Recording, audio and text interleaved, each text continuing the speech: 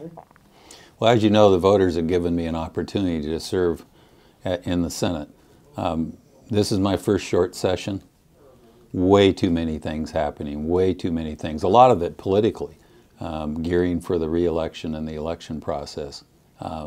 It shouldn't be. We need to come in here and do what the voters told us when we voted for the short session. Things that are emergencies and corrections. I want to thank the voters for 101, which took away a big deficit for us. Our economic report was good. We have more income coming in. Oregon's doing well. Businesses are doing well. Employment's at an all-time low. There's problems, and we can fix those over time, but it takes great leadership, and I appreciate the opportunity the voters gave me to be here, and what a great learning curve it's been. How are relationships between Democrats and Republicans in the Senate? In the Senate, I think we're one big family. We've got a few squabbles here and there, but I really appreciate the other 29 elected people that are here and the relationships we have. I mean, Florida Day was unanimous on every bill.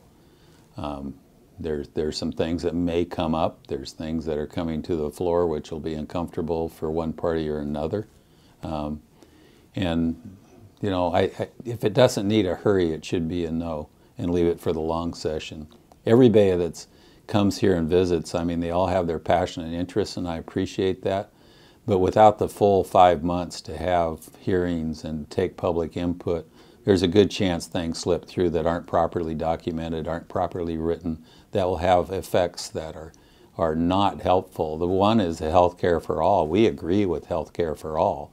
But here's a bill that says we're going to put it in the Constitution. There's huge legal ramifications for that. So if you're from another area and you need a heart transplant, come to Oregon and then sue us because we wouldn't do it. And if you can imagine that multiplies a little bit, I don't know how you pay for it. We were $900 million short when we came up here in the long session, and it's going to be even worse in the next full session. So we covered this biennium, but it's a temporary stopgap. And we're very, very dependent on the federal government to come up with a plan that keeps us funding and provides the adequate revenue for us to continue health care. It's my opinion that Medicare for all, and I say that with a tongue-in-cheek a little bit because it has to be modified. If you read books about health care in the United States, our cost is far higher than any other country. I think our service, although we have great doctors and great hospitals, is superior to everyone, but the cost just isn't working. It isn't working for anybody. Your insurance is not working. Your deductibles aren't working. So we need to fix it, and I think that the federal government's going to have to go for a Medicare for all and modifying that system a little bit like Germany and some other countries.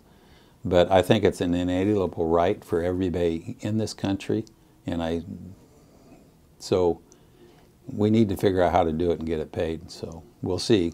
We'll see what happens in the federal government in the next 6 months to 7 months, because Oregon, as every other state, is completely dependent on their support and financial